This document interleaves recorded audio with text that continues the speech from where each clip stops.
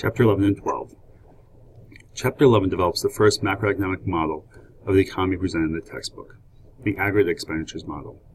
You will find out what determines the demand for real domestic output, real GDP, and how an economy achieves an equilibrium level of output. The chapter begins with some history and simplifying assumptions from the model. As you will learn, one of the main assumptions is that prices are fixed. The chapter then explains how the investment decisions of individual firms can be used to construct an investment schedule. The investment schedule is then combined with the consumption schedule to form an aggregate expenditure schedule that shows the various amounts that will be spent in a private closed economy at each possible output or income level. These aggregate expenditures in tabular graphical form can be used to find equilibrium GDP for the economy. Two other features of the simplified aggregate expenditures model are worth noting. Saving and actual investments are always equal because they are defined in exactly the same way. The output of the economy minus its consumption. Saving and planned investment, however, are equal only when real GDP is at its equilibrium level. When real GDP is not at its equilibrium level, saving and planned investment are not equal, and there are unplanned changes in investments or inventories. Equilibrium real GDP is achieved when saving and planned investments are equal and there are no unplanned changes in inventories. From Chapter 11, you will also learn what causes real GDP to rise and fall, based on changes or additions to aggregate expenditures.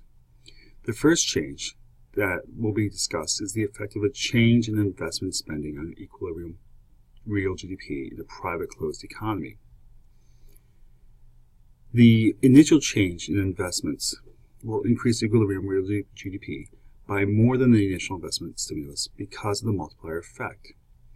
The methods used to find the equilibrium real GDP in a private open economy, one that imports and exports, is the same as the one for a private closed economy. The only difference is that now the aggregate expenditures model include not only consumptions and investments, but also net exports, exports minus imports.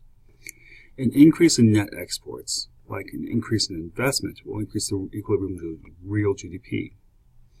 A change in the exports also has a multiplier effect on real GDP, just like a change in investment. Finally, the section adding the public sector introduces government taxing and spending into the analysis of equilibrium real GDP. Government purchase of goods and services add to aggregate expenditures, and taxation reduces the disposable income of consumers, thereby reducing both the amount of consumption and the amount of saving that would take place at any level of real GDP.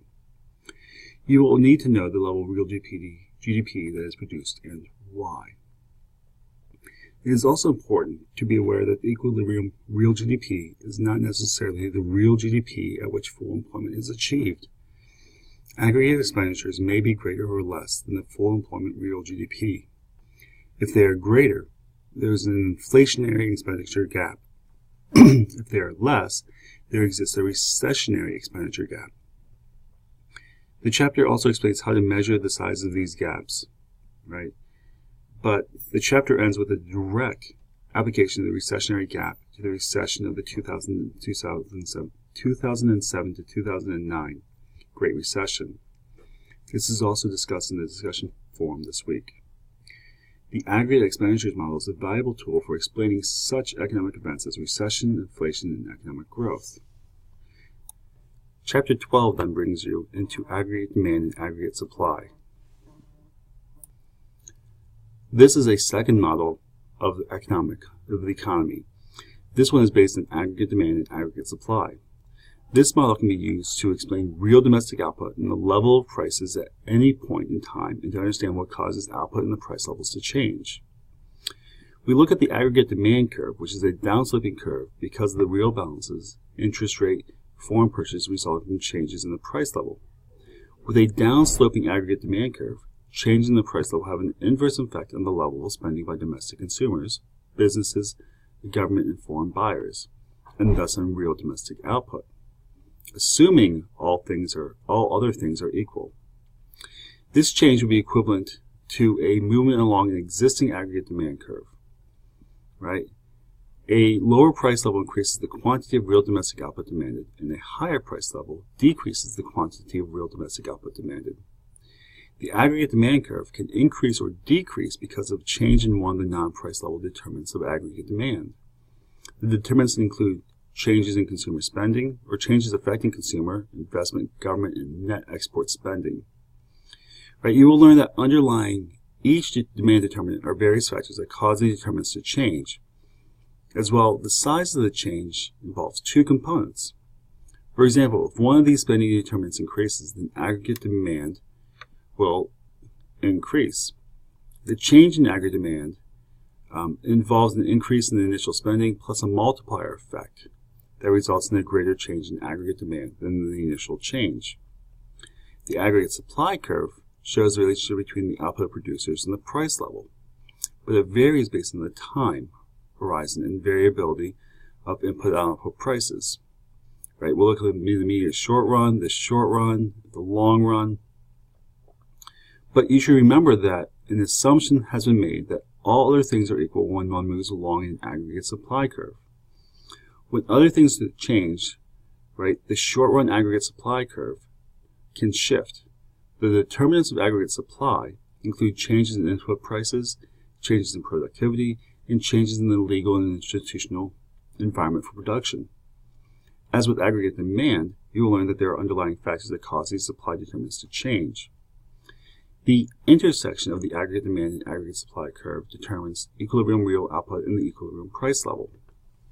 Assuming that the determinants of aggregate demand and aggregate supply do not change, there are pressures that will tend to keep the economy at equilibrium. If a determinant changes, then aggregate demand, aggregate supply, or both can shift. When aggregate demand increases, this will lead to changes in equilibrium real output and the price level. If the economy is already operating at full employment, the increase in aggregate demand may not have its full multiplier effect on real GDP of the economy, and it will result in demand pull inflation. There can also be a decrease in aggregate demand, but it may reduce output and not the price level. If this is the case, right, there can be a downward price inflexibility for several reasons, as you'll learn in this chapter. Conversely, aggregate supply may increase or decrease. An increase in aggregate supply gives a double bonus for the economy because the price level falls, the output employment increases. Conversely, a decrease in aggregate supply doubly harms the economy because as price levels increase, the output and employment fall, and thus the economy experiences a cost push inflation. The aggregate demand, aggregate supply model is an important framework for determining the equilibrium level of real domestic output and prices in the economy.